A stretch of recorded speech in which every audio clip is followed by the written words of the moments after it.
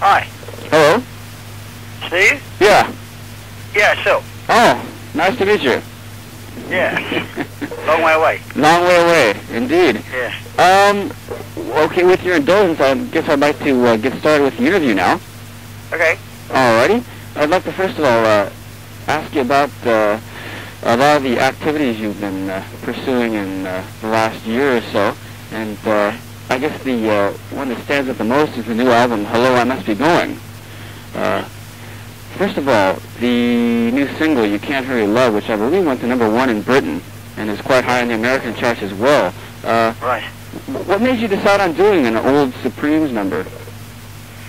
Just the love of it, really. I mean, it's a good tune, and I grew up with Motown, you know.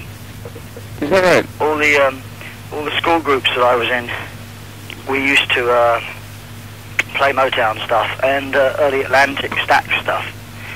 You know, like Otis Redding and Aretha Franklin, as well as Motown and the Beatles.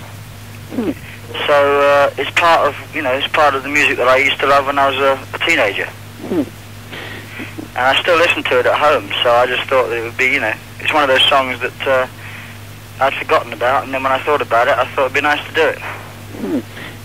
Were you thinking of any other songs from that same era to do? Yeah, there was You Don't Know Like I Know. By who? Sam and Dave. Oh, Sam and Dave. And Going to a Go-Go. Uh-huh. Rolling Stones beat you to that one. Yeah, they beat me to that one. How about the Earth, Wind and Fire Horns? How did you end up with them? Well, really, I know I wanted to use horns on face value, and I just rang them up. I got a friend of mine who was working with Atlantic Records on the West Coast to ring them up and see if they would like to do it. And they heard the demos, and they said they would like to do it, and then we met. And the first time I met them was when we went into the studio, and it all worked very well. And since then, they've done my other album, and they've done Genesis albums. Was that the first time you worked with the horn section? Yeah. Is that right? Yeah. Let me get something straight here. You're in America right now doing a series of concerts? Yeah. And how long have you been on the road there? Well, we started in Europe in November. We did Europe for 2 weeks, and then we did America for 2 weeks, and then stopped at Christmas. And then we came out here, and we've been out here we're going to be out here another month. Or we will have been on tour here for a month. And you've just played Cleveland, or you're going to play Cleveland? No, we're going to play tonight. You're going to play tonight. Where have you been received best in America? Some of the universities, actually. Yeah, I mean, to be honest, I mean most of the concerts are going very, very well. So I can't. It makes it hard to sort of single out one place from another. Do you Very good. Do you think you get better response in America or Britain? No, I think it's a little bit different. I mean, in Europe they're very, very quiet and they're very receptive at the end. And in America they tend to be a little rowdier, but at the same time just as receptive. You know, but they do seem to be a different audience. You know, you feel like in Europe everyone hangs on to every note. How about the group Brand X? What was your purpose in carrying out that band? Well, originally it was just like an alternative to Genesis. You know, it was just like a free jazz group. And we stuck together for about 4 or 5 years, and really at the moment there isn't a Brand X. Oh, really?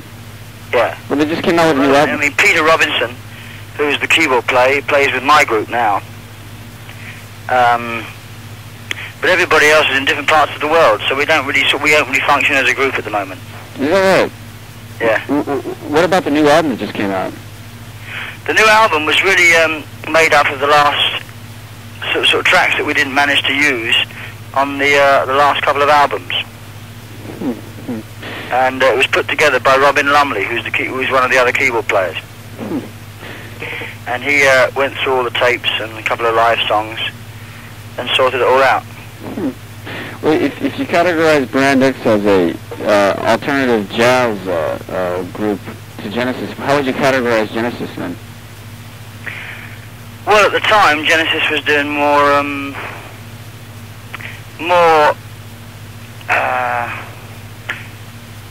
let me think. I mean, it was basically a tighter, more organised group than it is now. Nowadays, we're a lot looser. But in the mid-70s, which is when I started playing with Brand X, you know, Genesis were pretty tight, and Brand X were completely the opposite. So that's why I wanted to do it. It just gave me a chance to play some different kind of music. But over the years, the two groups sort of started to meet in the middle a bit more. So I didn't really find much point in me playing with Brand X. And how about your solo career? How does this fit into all of this?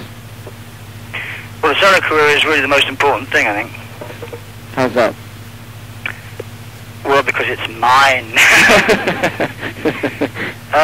No, it's just that, you know, I'm very pleased and very proud of what I'm doing. So I feel that if the one thing keeps me pretty fresh for the other thing. So basically, I mean, my own solo thing as an individual is very important to me, and that gives me the freedom to be in the group or not be in the group, and I like playing with the band, so we stay together. Do you feel the solo albums than the Genesis albums as of late? I think so, yeah. I think, I mean, my own albums are obviously me left to my own devices, you know. Whereas the band is really a mixture of three people. So if the,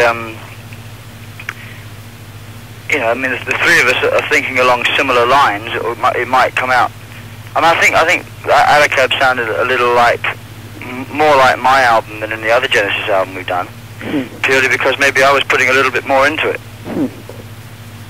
How do you compare? But the band is definitely a three-piece group. There's no one leader. How do you compare the two solo albums? Well, I think the first one was mainly very autobiographical, and the new one is slightly less, but only slightly. I mean, I was motivated to do the first one by some personal things that went down, and that's what started me off on it, really. And I still use some of those feelings, you know, for the new one. What were those personal matters that inspired you to do the first album? Divorce. Oh my gosh. Well, rather than belaboring the point, how about solo albums in the future? Do you have any musical ideas? Absolutely, yeah. I mean, I say it's very important to me. Any particular ideas you'd like to pursue? Well, not really, no. I sort of haven't really had much time to think since the last one. I mean, I've got lots of other things I'm doing, but I dare say I'll be going into the studio sometime in the spring of next year. You know, it's funny, the cover version as of late has become sort of an item that sells. Is this something you think you'll be working on from your next album as well? Oh, no. No, I mean, I do like doing other people's songs, so I don't think I'll stop doing it. But you know, I won't be doing it just because I've already done it twice, you know. I mean, I did Tomorrow Never Knows on the other one, and I did, you know, the Supremes thing on this one. I mean, it won't be like a regular feature. But at the same time, I do like doing other people's songs, so I mean, I dare say, you know, I'll do some more. And let's see, I'd like to go on to activities outside of your solo career, such as working with Robert Plant. What sort of an artist was he like to work with? Very good. I mean, we had a great time doing that. I'm doing his next album when I get back from this tour, in fact. Is that right? Yeah. In what capacity will you be working with him? Well, I guess just drummer, you know.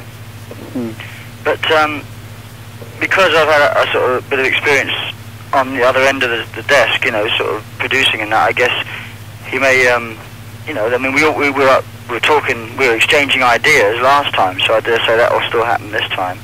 I mean, he produces himself, but basically that's because he has an idea of what he wants it to sound like. There's been rumors about you joining him on tour and also producing him.